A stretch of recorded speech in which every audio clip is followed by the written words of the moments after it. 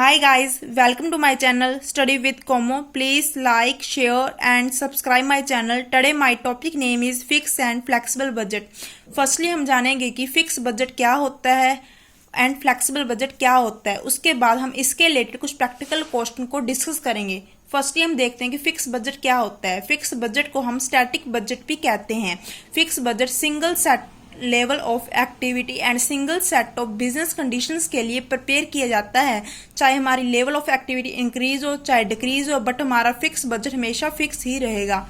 आगे हम देखते हैं कि फ्लेक्सिबल बजट क्या होता है। जो हमारा फ्लेक्सिबल बजट है वो किसी स्पेसिफिक लेवल ऑफ एक्टिविटी के लिए प्रिपेयर नहीं किया जाता, बल्कि यह डिफरेंट लेवल ऑफ एक्टिविटी के लिए प्रिपेयर किया जाता है। फ्लेक्सिबल बजट को हम डायनेमिक बजट, वेरिएबल बजट के नाम से भी जानते हैं। इसके बाद हम इसके रिलेटेड कुछ प्रैक्टिकल क्वेश्चंस को देखेंगे। जैसे इस क्वेश्चन में फैक्ट्री में एक्सपेंसिव बजट फॉर प्रोडक्शन के लिए 10,000 यूनिट्स के बारे में हम बता रखे हैं। नीचे इसकी इंफॉर्मेशन दे रखी है। मटेरियल, लेवल, वेरिएबल ओवरहेड दे रखे हैं, फिक्स बता रखे हैं, variable expenses, selling expenses, distribution expenses and administrative expenses.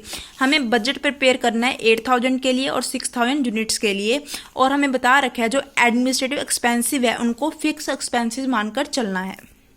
पहले हम इसका फॉर्मेट देख लेते हैं। यहाँ पे एलिमेंट ऑफ कॉस्ट आएगा, लेवल ऑफ एक्टिविटी आएगा, 10,000 और 8,000 और 6,000 के लिए हमने निकालनी थी। जो एलिमेंट ऑफ कॉस्ट है वो 3 कॉस्ट पे बेसिस पर है। फर्स्टली वेरिएबल एक्सपेंसेस पे, secondly fix expensive, thirdly semi variable expensive. Variable expenses वो होते हैं जो कभी फिक्स नहीं होते, और सेमी वेरिएबल एक्सपेंसिव वो होते हैं जो कुछ टाइम के लिए फिक्स और कुछ टाइम के लिए वेरिएबल होते हैं। और फिक्स एक्सपेंसिव के नाम से क्लियर हो रहा है कि यह क्या होते हैं, फिक्स होते हैं। आगे हम इसका क्वेश्चन देख लेते हैं। जैसे क्वेश्चन में बता रखे जो मटेरियल है वो 70 पर यूनिट है, तो हम यहाँ पे वेरिएबल एक्सपेंसिव का हेड बना के इसके सब हेड में लिख देंगे मटेरियल 70 पर यूनिट। यहाँ पे हम 10,000 को जब 70 से कर देंगे तो हमारा आ जाएगा 7 लाख, 8,000 को 70 से कर देंगे तो 5,60,000, 6,000 को 70 से कर देंगे तो 4,20,000। फिर ऐसे हमें क्वेश्चन में यहाँ पे लेबर गिवन है 25 पर यूनिट, तो हम यहाँ पे लेबर में 25 को 10,000 से कर देंगे तो 2,50,000 यूनिट्स आ जाएंगी। फिर 25 को 8,000 से कर देंगे तो 2 लाख आ जाएगा। 25 को 6,000 से कर देंगे तो 1,50,000 आ जाएगा। फिर हमें क्वेश्चन में वेरिएबल ओवरहेड बता रखा है 20 पर यूनिट, तो हम वैसे यहाँ पे वेरिएबल ओवरहेड लिख देंगे 20 पर यूनिट। 20 को हमने 10,000 से किया 2 लाख, 20 को 8,000 से किया 1,60,000, 20 को 6,000 से किया 1,20,000। उसके बाद हमें क्वेश्चन में फिक्स ओवरहेड बता रखे 1 लाख। तो मैंने आपको पहले बताया फिक्स ओवरहेड हमेशा क्या होते हैं, फिक्स होते हैं, नाम से क्लियर हो रहा है इसके। तो हम फिक्स एक्सपेंसेस का कॉलम बना के इसमें लिख देंगे फिक्स ओवरहेड 1 लाख, 1 लाख, 1 लाख। उसके बाद हमें क्वेश्चन में बता रखा है जो हमारे वेरिएबल एक्सपेंसिव है वो क्या है 5 पर यूनिट है, तो हम वेरिएबल एक्सपेंसिव का कॉलम बना के यहाँ पे लिख देंगे वेरिएबल एक्सपेंसिव 5 पर यूनिट। तो जब हमने 5 को 10,000 से किया तो 50,000, 5 को 8,000 से किया 40,000, 5 को 6,000 से किया 30,000 हमारे पास आ गया। आगे क्वेश्चन में देखते हैं, इन्होंने बता रखा है जो हमारे सेलिंग एक्सपेंसिव है वो क्या है 10% फिक्स्ड है, मीन्स 90% क्या होंगे, वेरिएबल होंगे। ध्यान से सुनना, जो सैलरी एक्सपेंस है वो क्या है 10% फिक्स है, तो 90% क्या होंगे, वेरिएबल। तो ये हमारी कौन सी कैटेगरी में आएगा, सेमी वेरिएबल एक्सपेंसिव में। हम यहाँ पे ऐसे देख सकते हैं ये सैलरी एक्सपेंसिव आ गया fix variable and variable expensive 10%, 90%। और हमें इसकी यूनिट्स कितनी बता रखी है 13 पर यूनिट बता रखी है।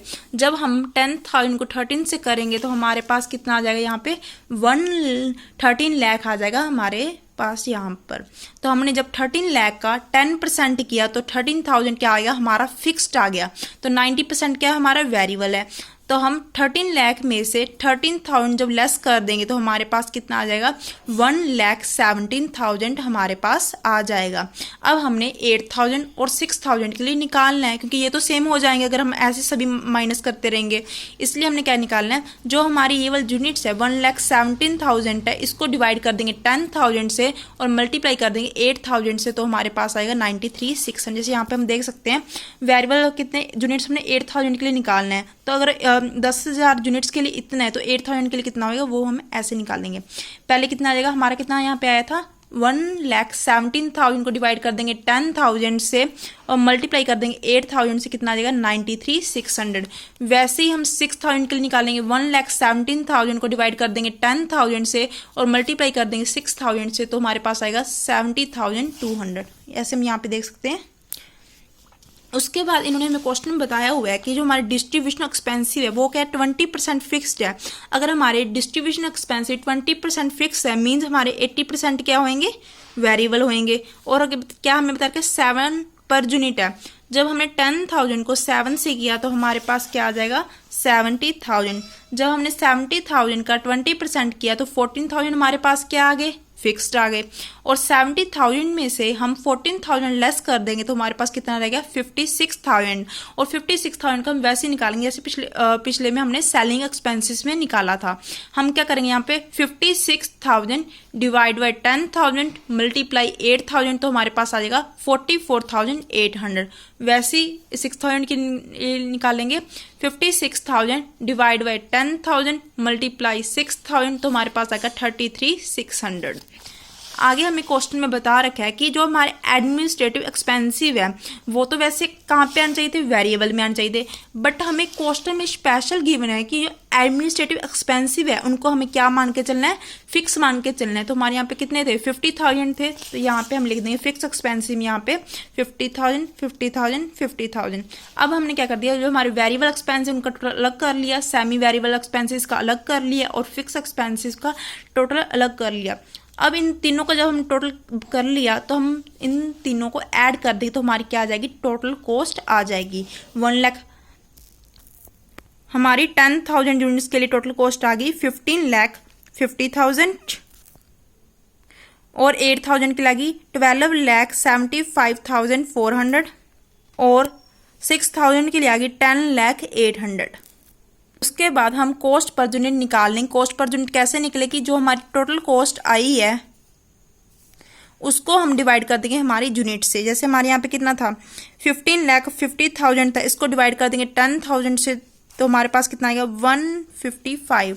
और उसके बाद ऐसे ही हम 12,75,400 को डिवाइड कर देंगे 8,000 से तो हमारे पास कितना आ जाएगा कॉस्ट पर यूनिट कितनी आ जाएगी 159.425। Thank you. Please subscribe my channel. Like also.